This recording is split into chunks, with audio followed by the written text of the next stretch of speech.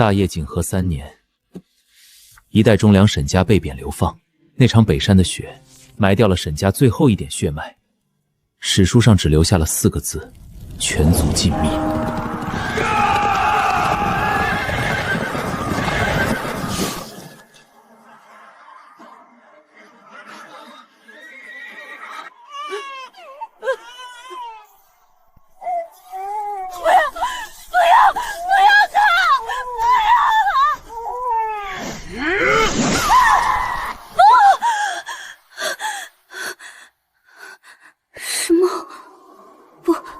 真实了，难道是还没发生的未来？若天要亡我沈家，我便向鬼神贱命！这不是饼，这是转。半年前，我还是沈家众星捧月的公主，爹明明是被陷害的，眼下的狗皇帝把我们全家赶到了这种鬼地方。沈尚书，你贪赃枉法，朕念你一介功臣，死罪可免，活罪难逃，流放西域。睡吧。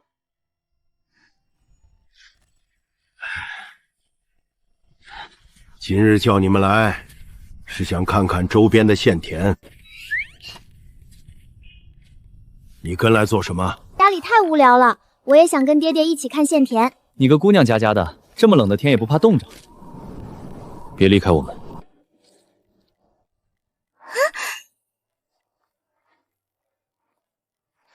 带回去煮汤，今晚就不用啃砖头饼了。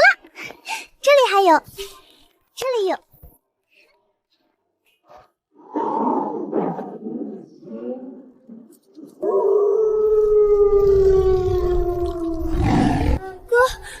哥救我！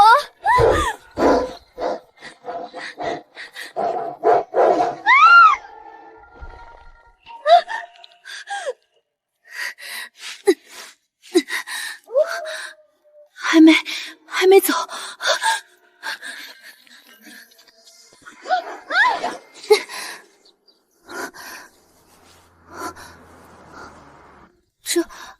这是什么地方？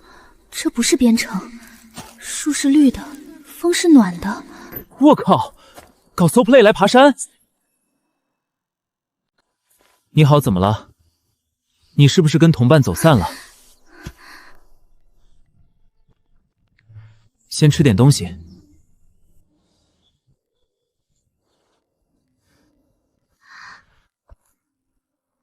这能吃？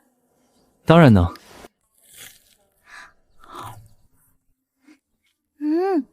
这个怎么像云一样软，还这么甜？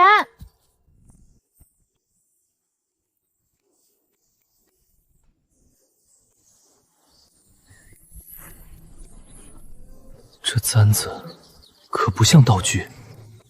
等一下，这个沁色和纹路，这不是仿制品，这是大雍朝的宫廷官造件。登徒子，把簪子还我！这里山路不好走，你一个女孩子不安全。我的店就在山下，要不你先跟我回去歇歇，等缓过来了，我再送你去找朋友。我叫林雨，你叫什么？本公主叫沈婉诺。我不会死了吧？到了天界，这里也太奇怪了吧！啊！铁皮蛤蟆叫了！喇叭而已，不吃人。先坐好，带你去休息。里面还有些面包，你先填填肚子。啊！这铁牙咬得好死，该念什么驯兽咒？这叫拉练，物理学，不是玄学。进来吧。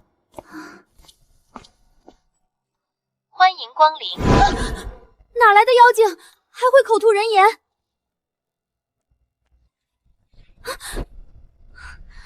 别扎，那是冰箱，扎坏了漏符。跟我来后边，桌上有点零食，你可以吃。我给你倒杯水。太好吃了，我偷偷拿一点，他应该不会说什么吧？记得家里人电话吗？我帮你联系。电话？那是何种法物？那你家在哪儿？我给你定位。定位？定什么牌位？我家还没死人呢。怕不是在山上摔傻了？怎么这么中二呢？算了，你怎么回去？不能告诉他，我要自己想办法回去。我自己会走，不用你管。但是我不白吃你的。这簪子给你，换你的软饼、甜水，还有那个能吞万物的布囊。这是古董，太贵重，我不能白拿。啰嗦，成交。这太贵重了，这样吧，我先替你保管，你有空回来拿。这些东西都不值钱，你可以随时过来拿回你的簪子。啊，这是什么物件？你看，按这里。这是什么法器？手电筒，晚上走路用的。好厉害，跟太阳一样刺眼。已经给你装好了，路上小心，有问题随时找我。我爹娘该急了，你真是个大好人。若我还能回去，下次再来找你进货。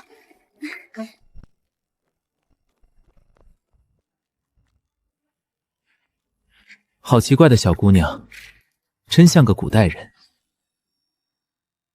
这里真的不是梦吗？我还能回去吗？不管了，先试试。哎呦！真的回来了，这不是梦。你别突然恋爱。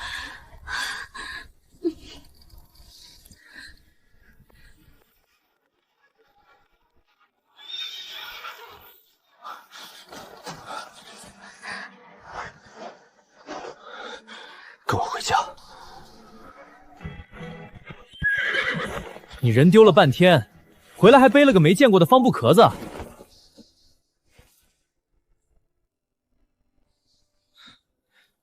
你这是去逃命了，还是去逛庙会？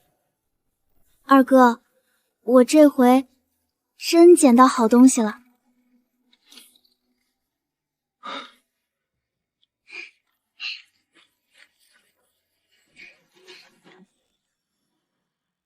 老爷，小姐还是没有消息。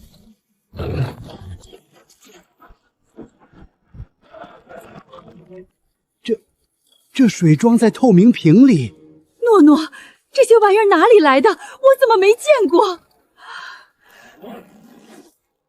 这玩意儿比京城锁匠还会咬。潜伏，带人出去，守住门，谁都不许靠近。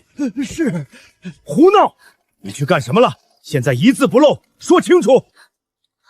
后山，早上掉到后山的洞里，里面有片桃花源，东西就是那里面的人给的。这世上真有这样的地方？若不是亲眼看见这些东西，我也当他是在说梦话。这样的秘密若传出去，来的不是富贵，是祸事。你现在就去石窟，看清楚，摸清楚。若有机关暗门标记，回来告诉我。是。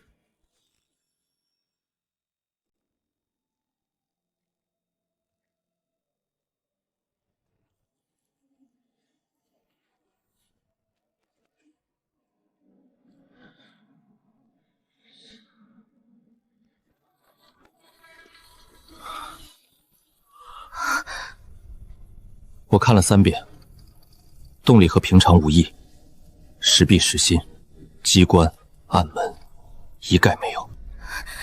我没说谎，我真的去了，这些东西就是……我知道。若你没说谎，洞里又无门无锁，那就只剩一个解释：那条路只认你。也就是说，沈家的活路，也许就在三妹身上。那你三妹出事了，你负责吗？从今天起，谁也不准提这件事。沈家这事儿，得让经理知道。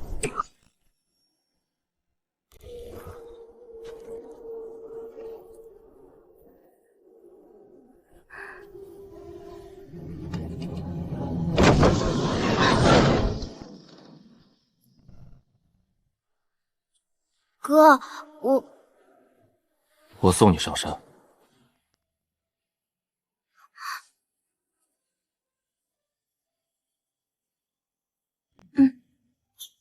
去吧，我在这里守着。哥，我一定带好东西回来。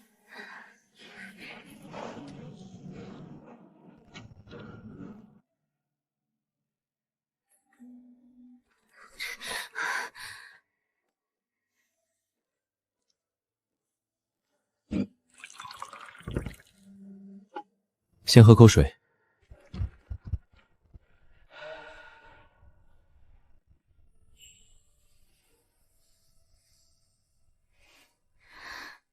我若说了，你别把我当妖怪。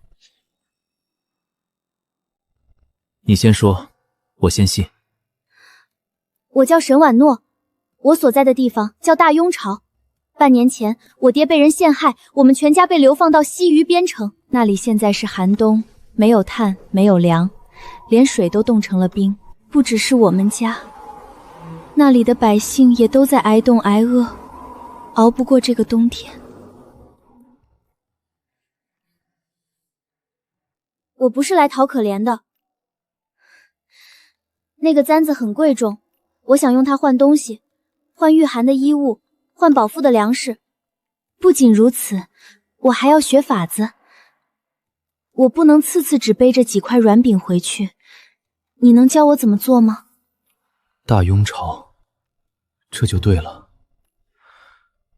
他之前的反应根本不像装出来的。我靠穿越这种事真被我碰到了。还有那只玉簪的失传工艺，以及这云锦的织法，逻辑闭环了。你想做一笔长期的双赢交易？对，交易。好，我接了。但在这之前，我需要确认一件事。你在干什么？这个匾盒子也能算卦吗？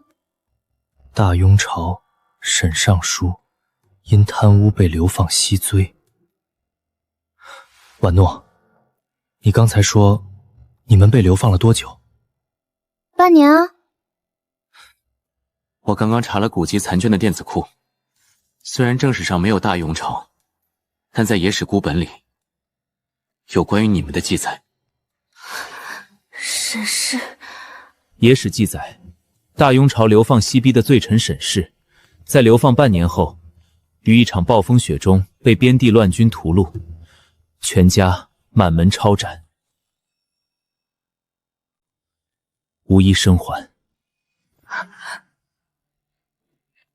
按你们那里的时间，你们沈家的死期就在半年后。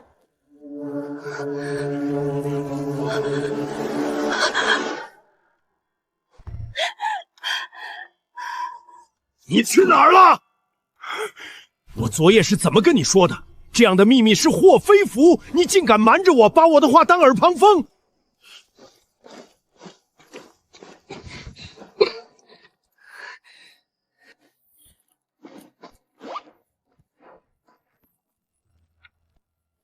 爹，我没把您的话当耳旁风，我是把咱们这一城人的难处看进去了。面包吃完就没了，靠那个救不了沈家。可这个法子能让洞底长出东西，能让我们活过这个冬天。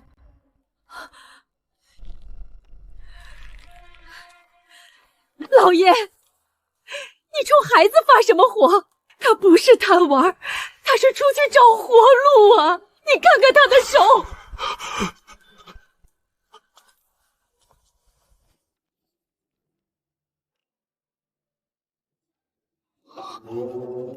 爹，这图纸绝了！价高方风，附魔聚热，分层保温，这逻辑环环相扣，这不是戏法，是实打实的办法。若真能在咱们院里试出一小块，边城的田有救了。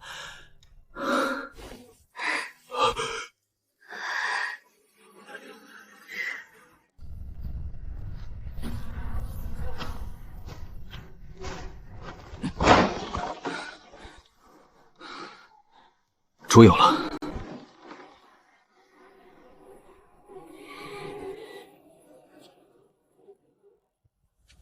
好，既然天要绝我沈家，我们就自己趟出一条路。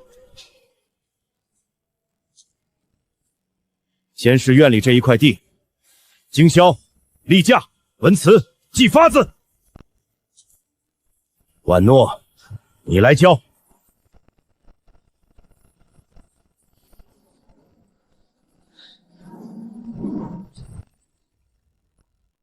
大哥，竹架不能立太直，得弯成个弓形，这样风从面上划过去，棚才不容易被掀翻。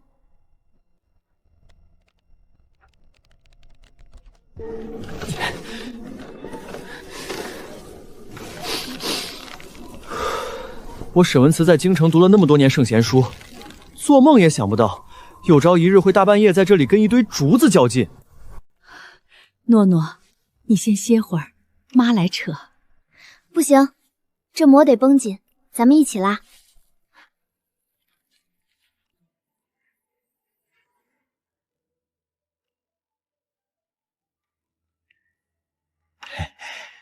老爷、少爷，这大半夜的，老奴也来搭把手吧。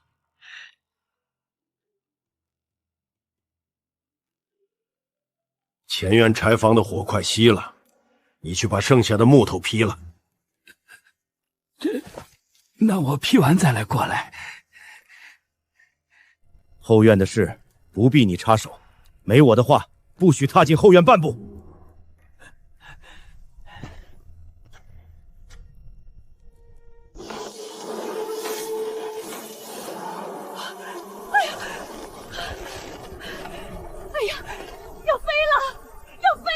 娘，别硬拽，会撕烂的。风大的地方别跟风硬拽，先让它没缝可钻。大哥，把风口那边压低半寸。二哥，别管顶上了，把底下的缝死死封住。快点，再快点！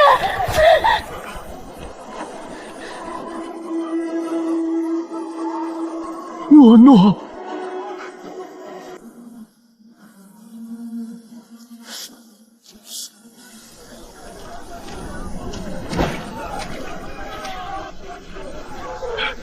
别慌，照诺诺说的做，埋边。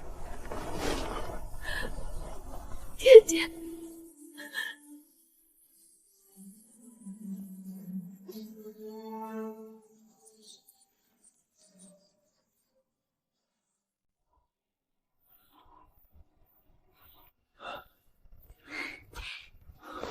爹娘，你们进来感受一下。这里头竟不觉得动骨头了。神了，这法子竟是真的。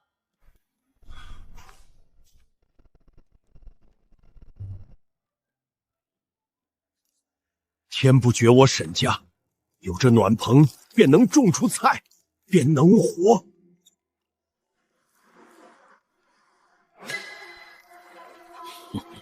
沈家私藏异宝，这可是换取上千的天大富贵。且慢，棚能挡寒，不等于这冻透的地就能养活苗。这些种子是咱们全家的命，不能凭运气往下撒。土得先养，水得先还。老奴见小姐要种地了，特意打了一大瓢井水来。这地呀，就得大水灌才透气。老钱啊，你浇这么大一瓢，是想种菜呢，还是想把这些金贵的种子直接邮到城门口去？二少爷真会说笑，老奴这就退下，这就退下。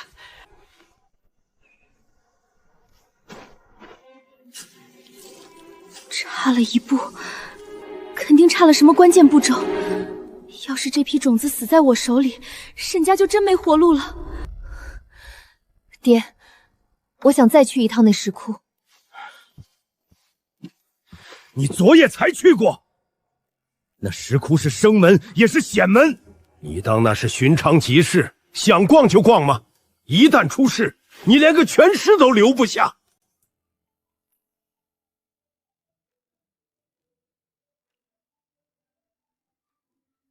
爹，我不是贪新鲜去玩，我是怕拿咱们这一成人的盼头去试错。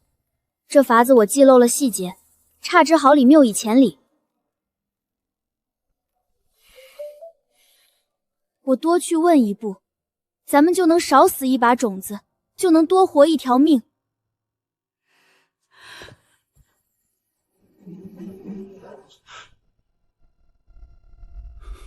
老爷，诺诺去是为正事，若真怕险，就让京霄去山口死守，谁敢靠近，杀无赦。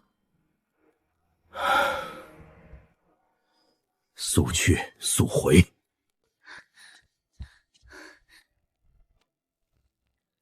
林雨，不行，土缓了，棚搭了，可我不敢种。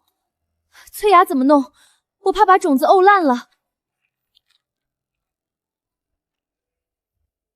别急，这土质拌了草木灰，能用。你没急着下种是对的。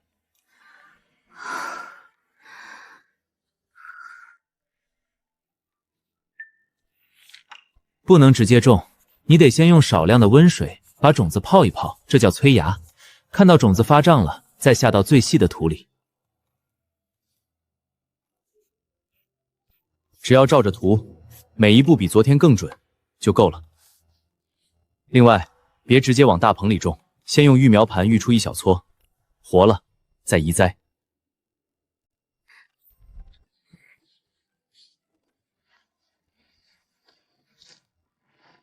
带上这个吧。谢谢你。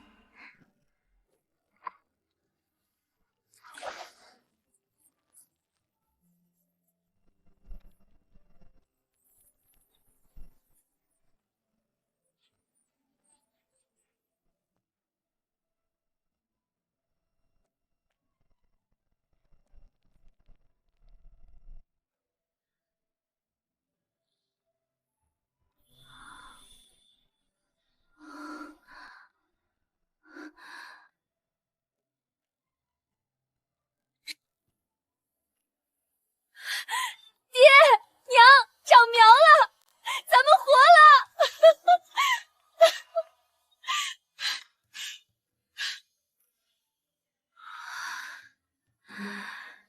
这么冷的地方，真能长出这个颜色，这日子真能往前走了。前府。沈大人，听下人说您这院子里长出仙草了，搭个罩子就能骗过老天爷？我种了半辈子地，从没听过这等奇事。老丈，您没见过，不等于它不长。这天下新鲜事多了。太阳出来时，先开一点草莲透气；午后太阳落了，就赶紧收回来捂严实。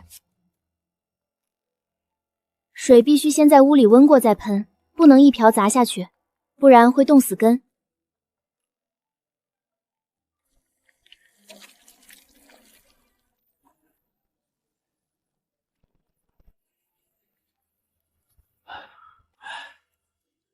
让隔壁老李家的孩子先尝尝。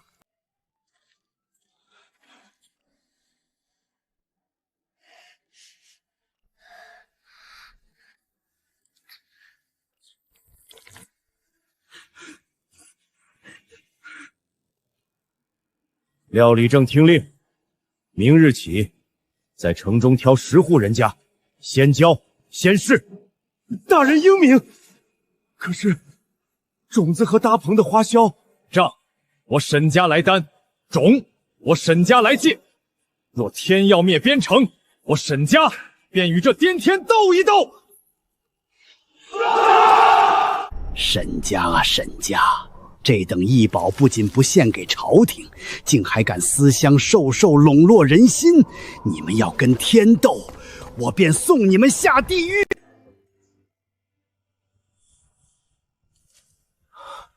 好，好，好，这法子真能给西偏带来希望，天不亡我边城。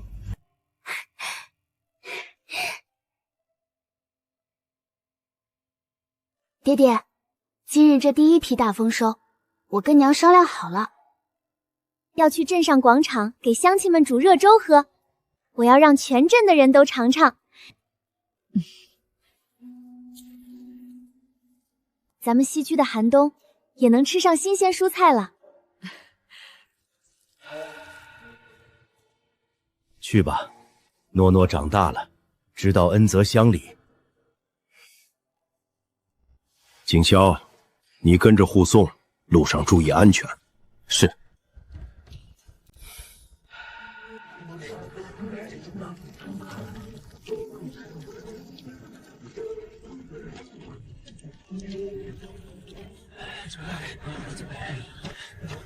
哟，这时节这鬼地方还能有这么水灵的菜？别是好看不好吃，吃下去要人命的毒草吧？胡掌柜，是不是毒草？先尝尝再说。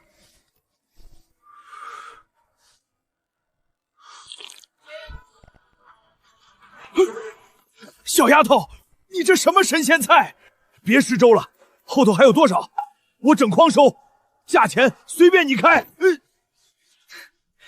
胡掌柜倒是好算算，诸位今日运气好，这叫冬日头一口清。错过这一筷子，再想闻这味儿，那得等下回了。别下回啊，二少爷，我整筐收，价钱我在日价上再往上抬3成，不5成。胡掌柜，这青菜的生意咱们以后有的是得做，但今天这头一口清，必须先让城里熬了一冬的乡亲们尝尝味儿，一夜不卖。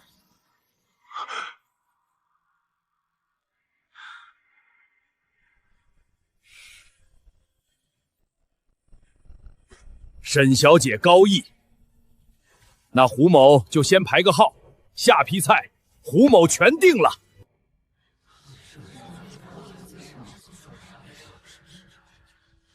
规矩我再说一遍，市重户的头几批菜必须先保本城温底和病弱人家，之后才允许拿到集市售卖。凡是来学这暖棚之法的，一律按登记顺序交，不许插队。谁敢趁机哄抬菜价，断其种苗，绝不姑息。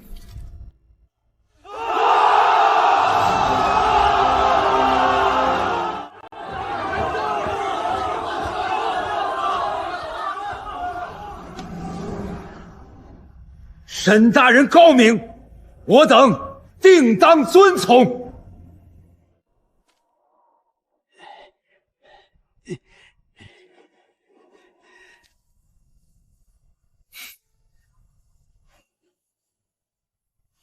哟，老钱，忙着呢。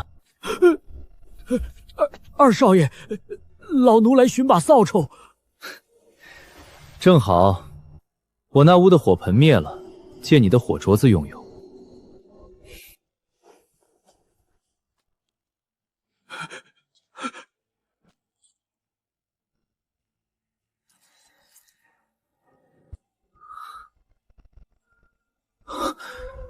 这云纹印记，我在京城，在宁国侯府的密函上见过。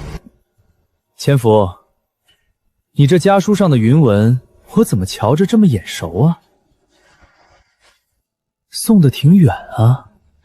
小的就是给乡下亲眷报个平安，随便封的口，不值当二公子上心。也是，不过是给亲眷，别弄丢了。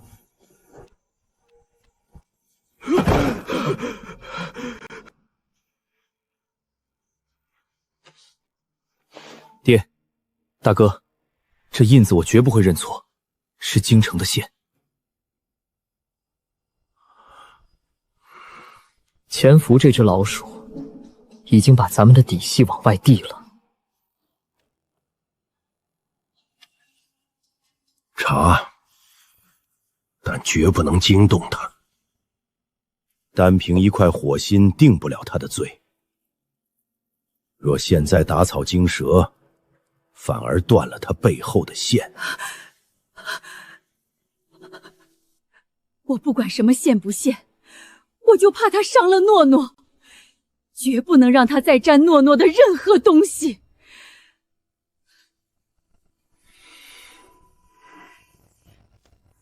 爹娘，你们看我新掐的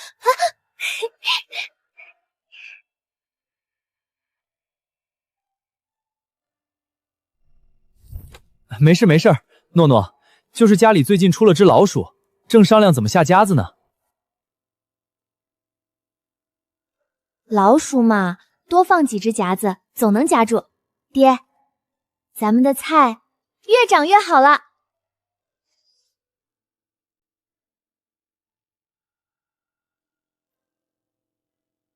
对，不管什么老鼠，都挡不住咱们沈家的路。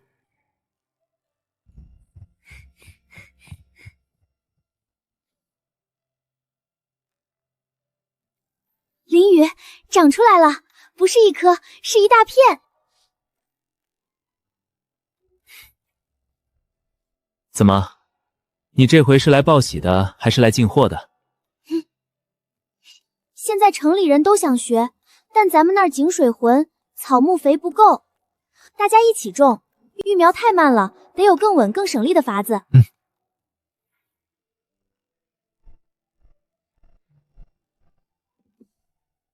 编成水浑就自己做个净水层，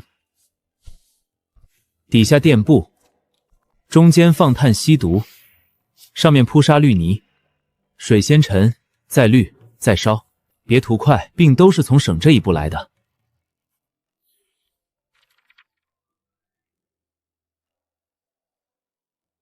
不把苗全压一处，先护住能活的，再谈种满成。我记住了。你就一成，但也先别把自己冻坏了。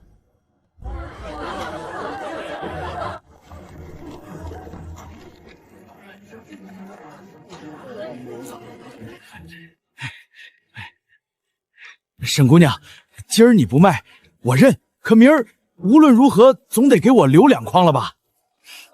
胡掌柜急什么？先让城里人把肚子暖上，买卖做得长才叫会做。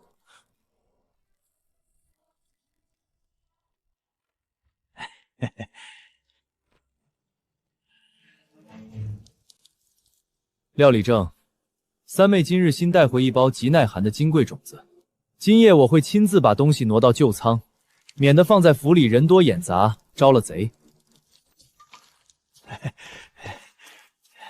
二公子，3更天还搬东西，这天怪冷的，要不老奴替您去守着？正银东西金贵，才得晚些送，我得亲自盯着。你好好在府里歇着。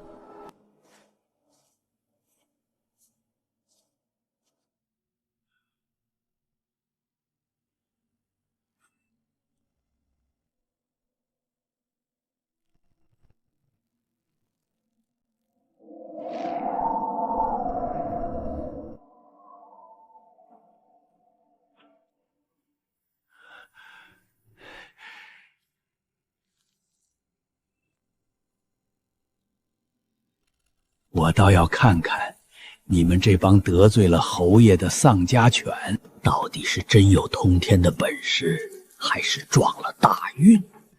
别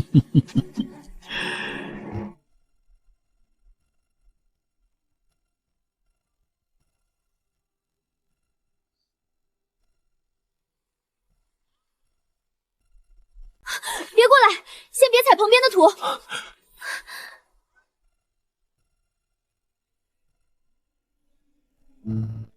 这不是天灾，是人祸。先救苗，后查人，谁也别乱动脚下。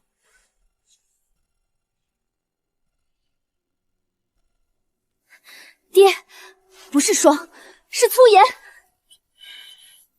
活苗先挪到背盘，表层坏土全部铲掉，千万别用冷金水猛冲，水必须温过再洗根。我来搬水。哎呦，我的老天爷呀，这可怎么好？怎么会这样？大少爷，您歇着，老奴去井边再多提几桶水来。都听三姑娘的指挥，先救苗，别在这时候抢着表忠心。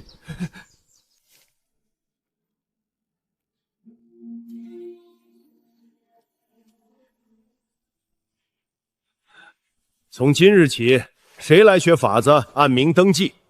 谁再敢私自靠近后院和柴房，一律打断腿扔出去。钱管事，昨日可否看到什么可疑人物啊？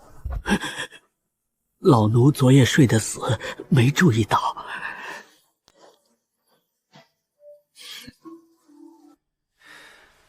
白天我故意放出风声，说真正的育苗图纸在三妹手里，今晚要去后山换新苗。钱府果然急了，这老狗借着倒干碎的机会溜出偏门，把情报递给了巷口的脚夫，脚夫被我们扣了，这是截下来的回信。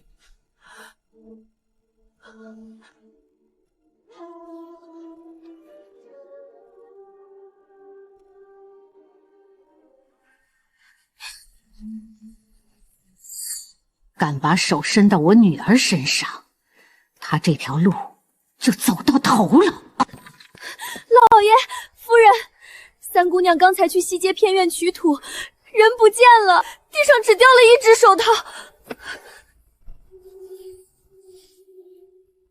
这不是灰，是咸土。西街偏门出去，路偏能藏车，地上还全是白碱咸土的，只有废弃的旧盐仓。景霄，带人封死旧盐仓外围几条出路，外围先围，别打草惊蛇，人活着最要紧。快些，别误事！你们抓我有何用？我不过就是个会种几根破菜的丫头。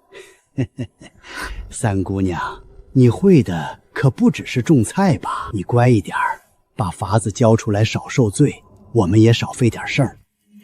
人既然露了面，就说明爹和哥哥们很快就能顺着线索找过来，我得留记好。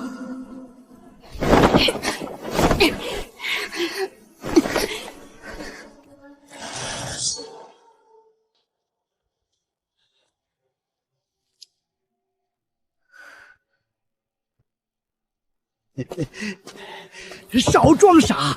那些奇怪的法子到底从哪儿来的？说！沈家是不是在边墙山里藏了什么通天的秘宝？你这辈子只配做条到处偷主子东西的老狗。那些法子不过是我从古书上抄来的，哪有什么宝贝？死丫头，不见棺材不掉泪！若今夜撬不开你的嘴，天亮前我就把你转出去卖了。求求了！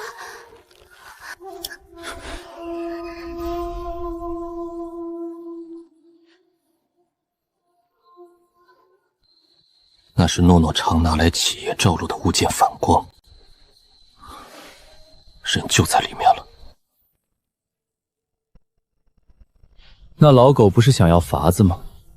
我这就进去，好好陪他聊聊。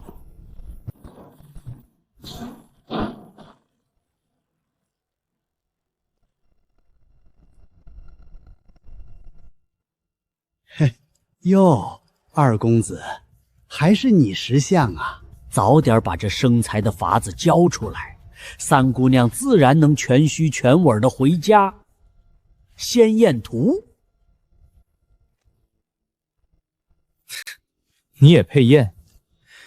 你主子拿你当条传话的狗，你倒真把自己当了爷了。京城那边没交出图纸，不是因为催得这么急，要多看重你。而是已经怀疑你办事不力了吧？少废话，把他给我围起来！你们两个，把这丫头带到后面井台去。我看你们沈家到底敢不敢硬抢！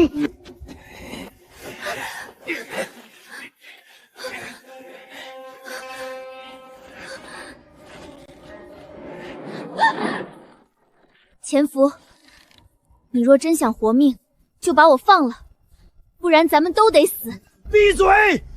再拖，今天谁都走不了。潜伏，外面已经全部封死，立刻把人放下。老夫念你一场主仆，还能给你留个交代的机会。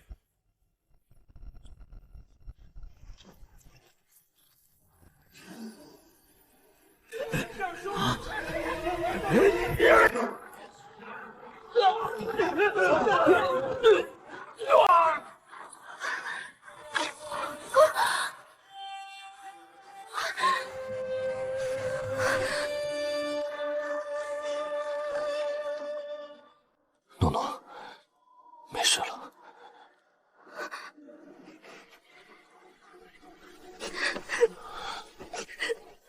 哥。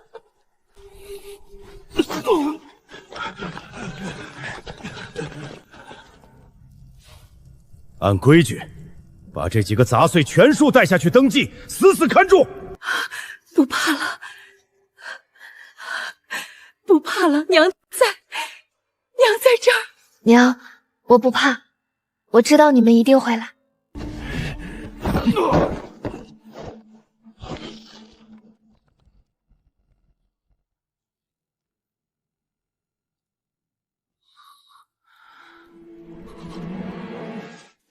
潜伏，你不只是京城的人，你这老狗还私通外蛮！先押回去，关进地窖，按规矩死审。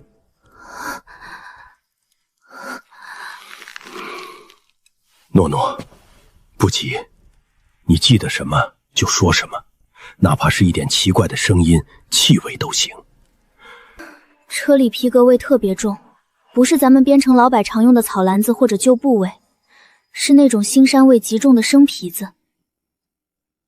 还有，车走动的时候，我听见了2声很闷的铜铃响，就像是挂在重袭牲口脖子上的。最重要的一点，快到旧盐库的时候，我听见外头有个生口音的人对潜伏说：“天亮前过柳坡。”后头的人就接上了。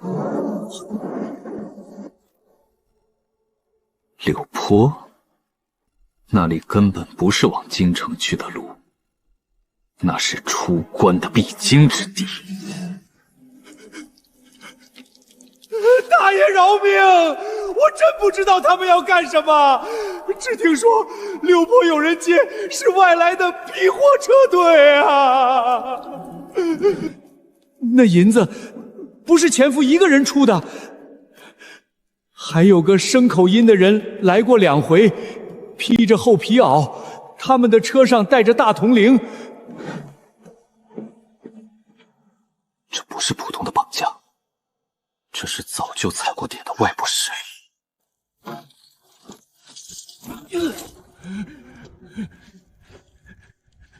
老爷，我真的只是一时糊涂起了贪念，收了京城那边的银子，想探探咱们家到底藏了什么。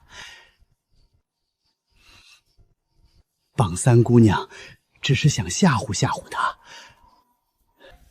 哼，吓唬她？京城你盯沈家，境外那伙流窜的悍匪让你接人。钱管事，你倒是2头吃得挺香啊。二公子，您说笑了，什么境外悍匪？那不过是路过柳坡的普通商队。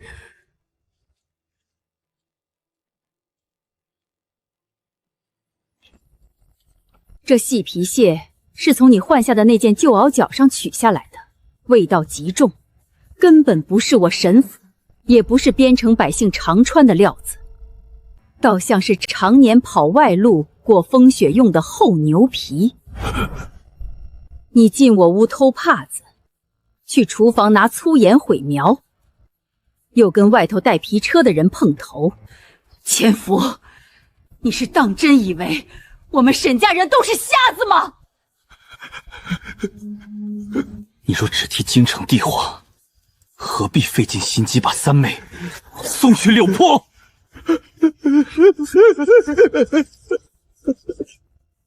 你若只想探我沈家的秘宝，何必让那所谓的皮货车踩遍边城的废井，踩暖棚，踩西门的防线？他们要的，从来都不只是我沈家的命，是整个边城的命。我招，我全招。我原先确实只是京城安排在沈家的眼线，盯你们是不是还有翻身的机会。可是边城暖棚一成，东菜一出，城里的上路活了。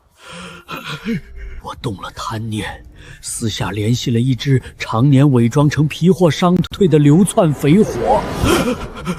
经理那位要你们沈家永远翻不了身，外头那伙人要劫粮要种子，我只是个传话的呀。老夫不听废话，他们什么时候动手？他们说，这2天就会借着商队的身份试探进城，若摸不清，也会先毁了全城的暖棚和旧井，让边城自己乱起来，他们好趁乱打劫。大人，出事了！西南驿道刚到了一支陌生的皮火车队，他们说是走风口迷了时辰，求我们在外仓借宿一晚。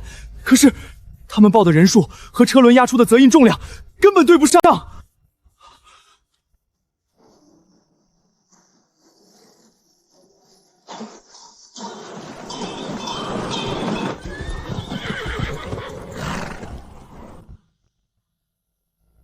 咱们人少，不能跟他们比蛮劲儿。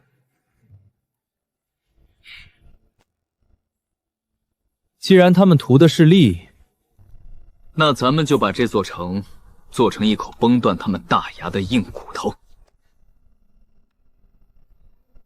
连菜苗也分，主苗、备苗、种子各放一处，他们就毁不干净。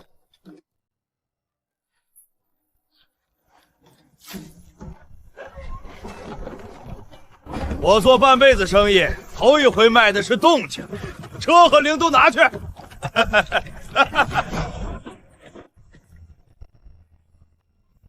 只要能把这城护住，我这点货想一晚上都值。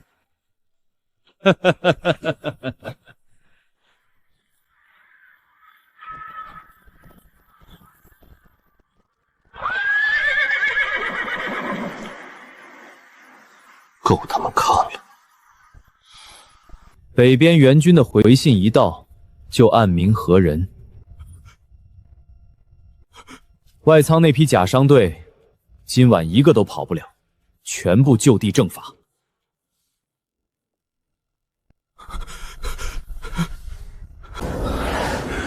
这城不对劲，这根本不是空城，像是早就调了重兵等着咱们来钻。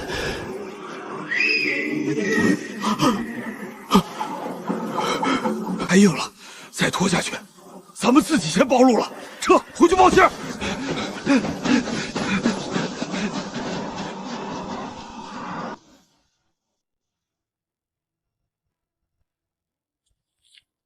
人数极多，这回只是侥幸下走，不是真守住。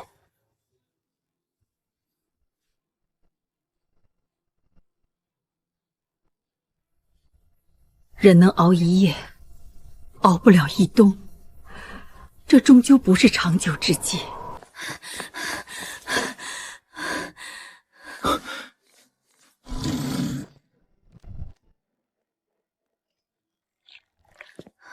先喝水，别慌，怎么了？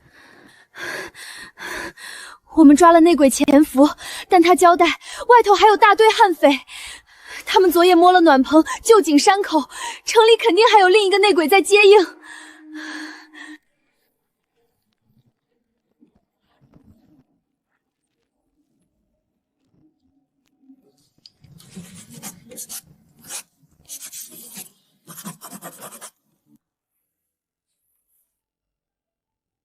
找到了，钱少若失手，绝不会拖过第3夜。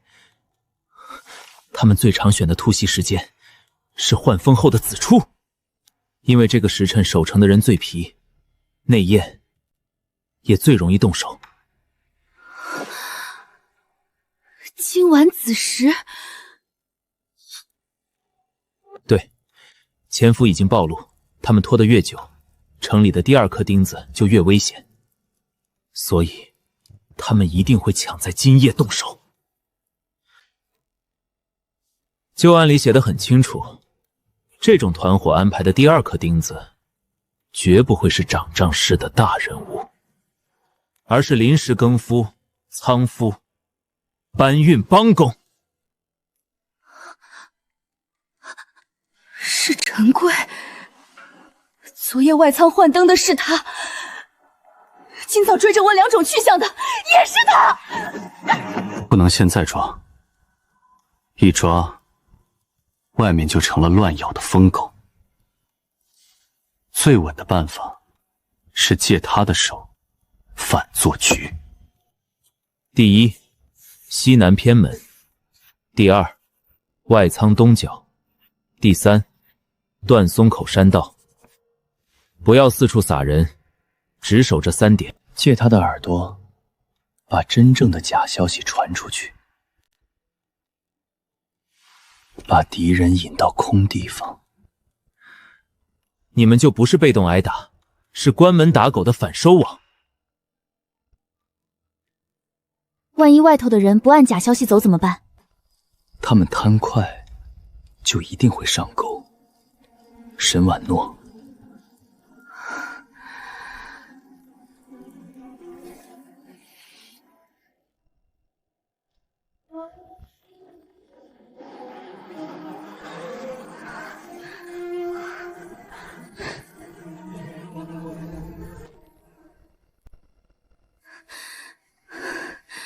不用猜了，今夜子时，外敌必来。城里的第二个内鬼不是别人，是外仓的临时更夫陈贵。原来是他！抢夜班、问货物，全对上了。怎么打？说！不经内鬼，借他传假话。西南偏门、外仓东角、断松口3点设伏。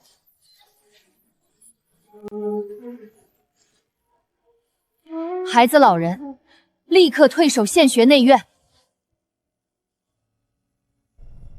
好一招关门打狗！文慈，你去放话。景霄，你带死士守偏门和断松口。夫人，现学那边你去。孩子老人我来带。哼，既然那狗东西这么爱偷听，今晚我就专门去给他讲个故事。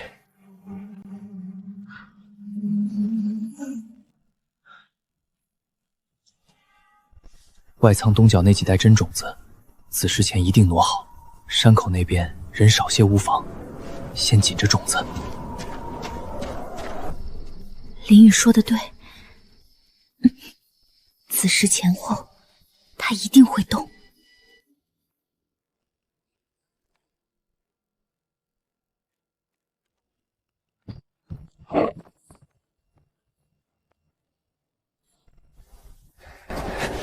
外仓东角真火都在那儿，山口只留了2个人，快去！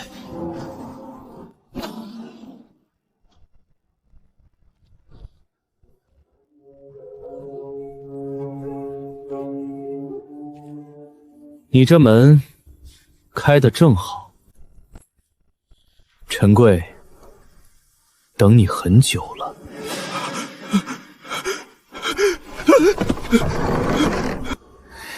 拿下！偏门封死，外仓那边按原计划收口。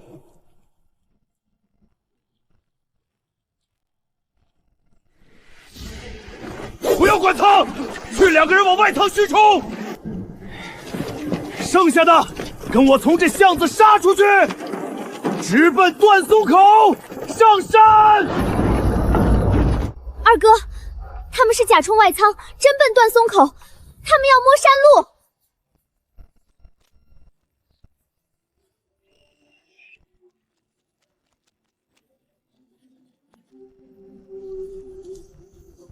滚开！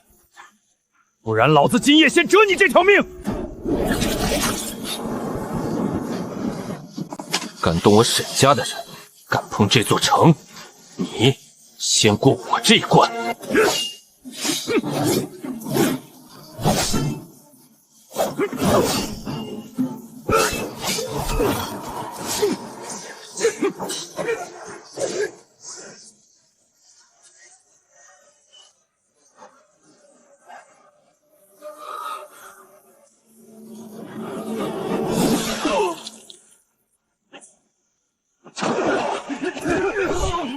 头的倒了，死死按住他！想从我边城人的车上踩过去，没门儿！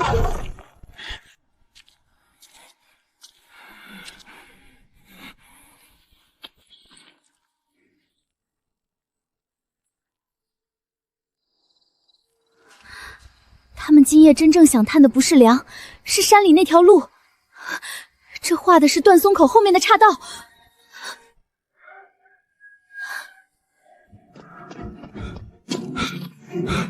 老爷，断松口有影子，不止一拨人。城里不能乱，山口不能丢，偏门留人封死。景霄，你带人先走，文辞，跟着婉诺听路，绝不许逞强。是。刚刚看见3、4道黑影贴坡往上摸，脚步极稳。立刻改痕迹，真路上的脚印全扫掉，用松枝拖一遍。假路别藏，反而要把痕迹做得像咱们刚急着运过货。胡掌柜，把那2个空麻袋拖过假路口，踩出乱脚印，把破木桶和麻绳扔在路边。我带人封真路，用碎石和断木挡死，快！再晚半刻，他们就摸上来了。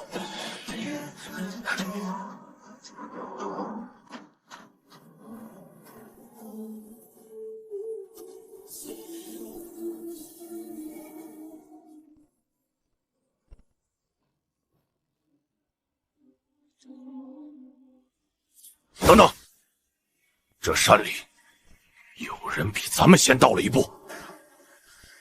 这人是专门盯路的眼，他急了。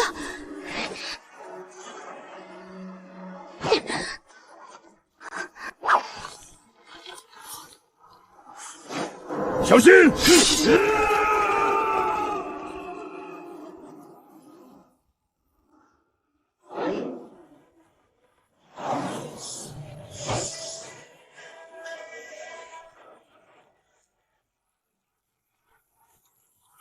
滚开！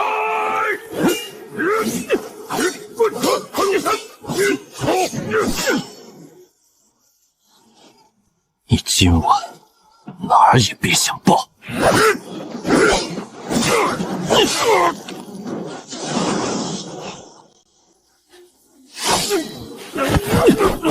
会跑，那你就趴在这看清楚，你的人是怎么一个都跑不了的。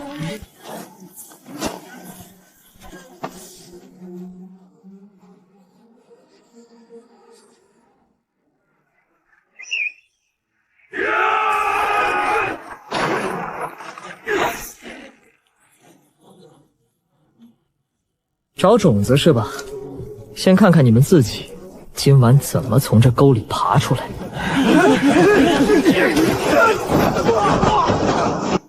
撒！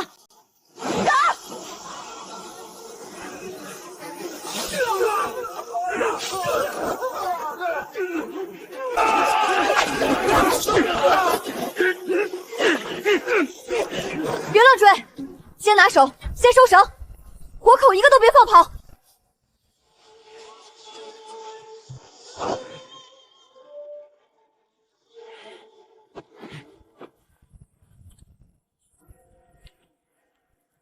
这薛底的红土是靠南驿道的。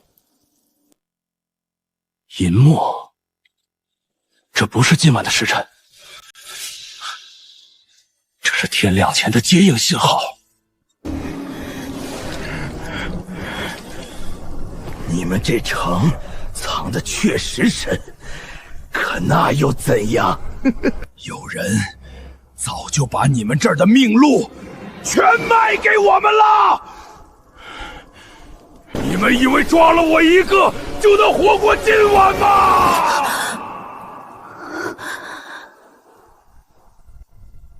既然他要信号，我们就给他信号，用灰隼的鼓哨和白布发撤退令，同时整座城灯火全开。若哨声吹错，若城里配合不一，立刻就会被对方看破虚实。那就骗他们一整套。现学外仓、旧井、偏门4处同时按定号换灯，风口坡上设3组轮换火点，让他们看见，咱们这座城早就张开了血盆大口，等着他们来送死。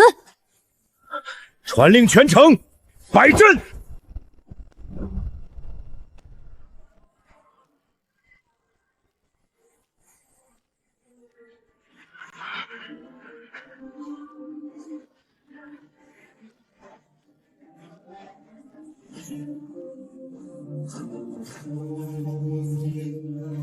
你可以不说，但你的人，如果因为你慢了这半刻，把命全插在我们这里，那也算你这当探子的本事。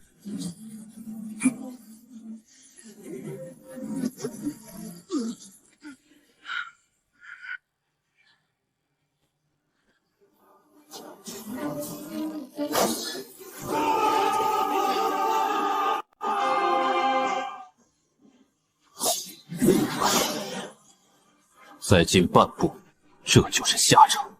退了，大公子，无耻的贼兵真退了。诺诺，这次能提前洞察贼人夜袭的时辰，多亏了你背后那位林公子。去吧，替边城，也替为父好好谢谢他。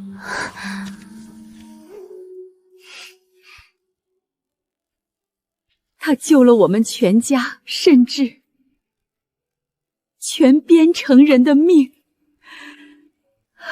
这块夜明珠是当先皇赐给我们家的，你拿去给他，替我们谢谢他。把这把扇子带给他，算是我的一点心意。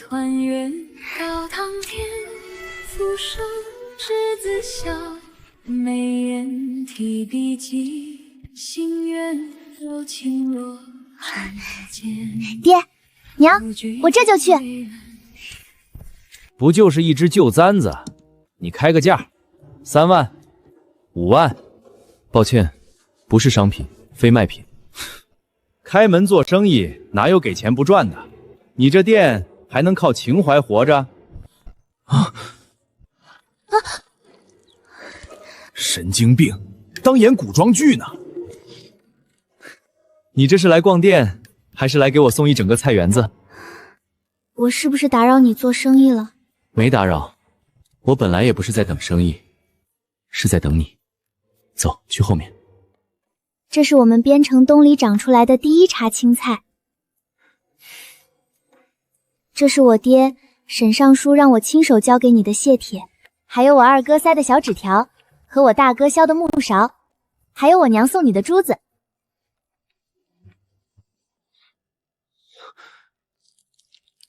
昨晚边城的事很凶险。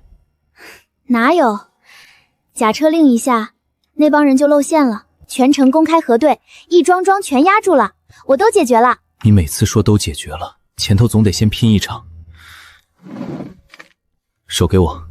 真不疼，这点裂刻算什么？那你别缩手。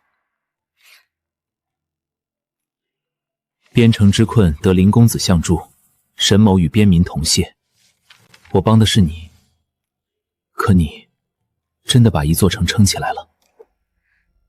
别夸了，你看这个，这是从外敌身上缴来的遮线图，他们一直盯山路、旧井和暖棚。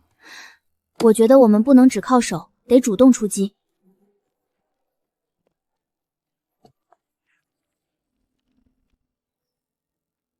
你看这条线，不像单纯的山路，更像老水道的残线。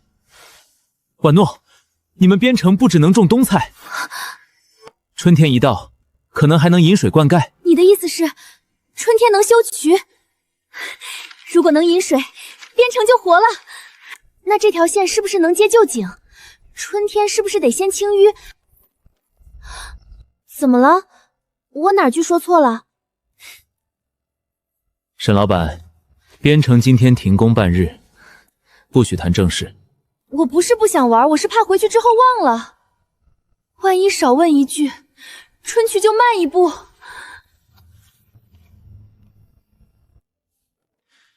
你少问一句，边城不会塌。可你再崩一天，人先累垮了。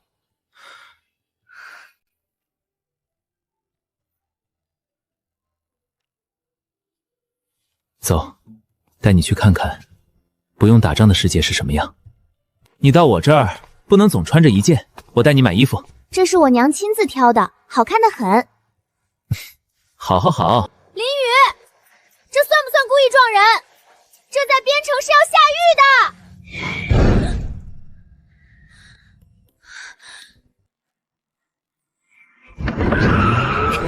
你敢偷袭我，看招！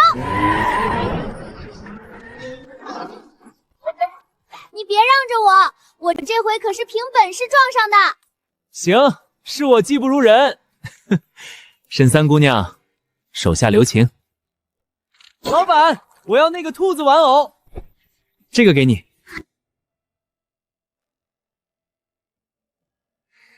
原来真的会有人为了让我高兴，去赢一个没什么用的东西。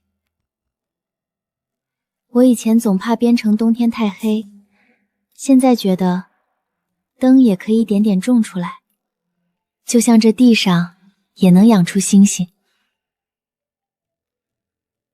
会有的，不是天上掉下来，是你们自己点起来。这肉怎么切不碎啊？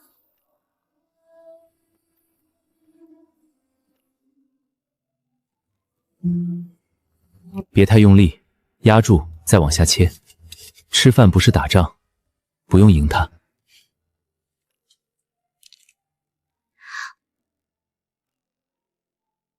我总是这样，吃到什么好东西，都先想带回家，给我娘，给我哥。我知道，所以我给你多装了一份。林雨，我每次来找你，原本都是为了事，可后来好像只要看见你，我就先不慌了。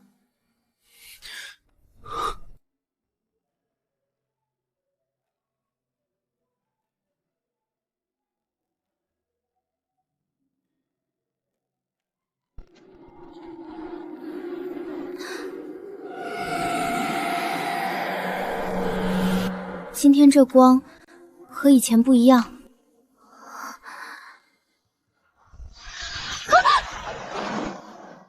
滚动！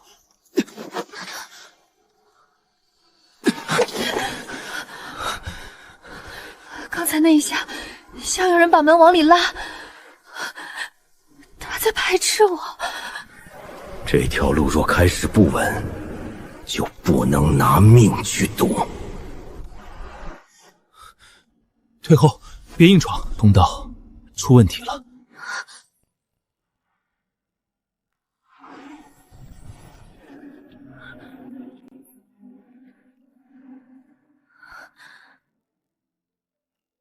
今天真回不去了。今天太危险，明天我们再试试。其实想想也挺神奇的，我第一次穿过来的时候，吓得连面包都舍不得大口咬。我还记得你第一次坐摩天轮，非说那是地里长出来的星星。婉诺，下一次可能就是最后一次见面了。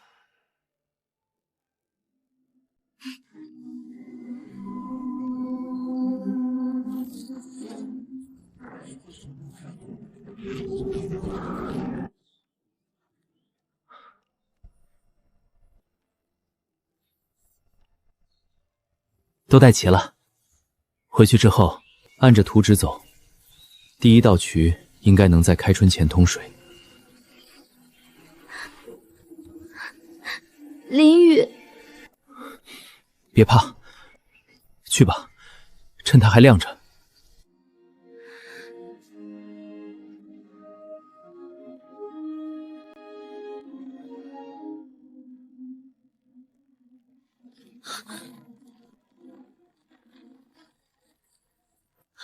怎么回事？石头在长出来！婉诺，别停下，往前跑，快跑啊！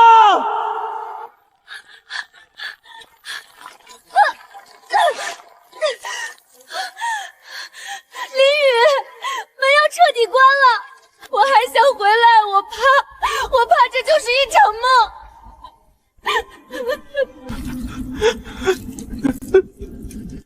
婉诺，听我说，不要怕！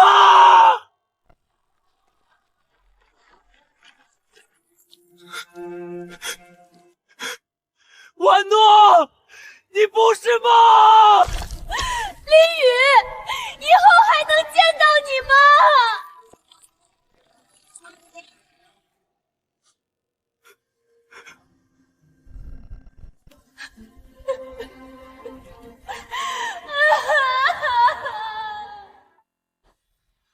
从那以后，石窟再也没有出现奇迹，像是命运本该如此。但是他的法子让我们种了新菜，通了水渠，修了新路，编程也越来越好了。每月空闲，我也还会回到石窟怀念我们的过去。林雨，今天城里的主街铺完青砖了，就算下雨也不会再脏了鞋袜。水渠也通到了最远的农田，大家都吃得很饱。你那边现在是什么天气？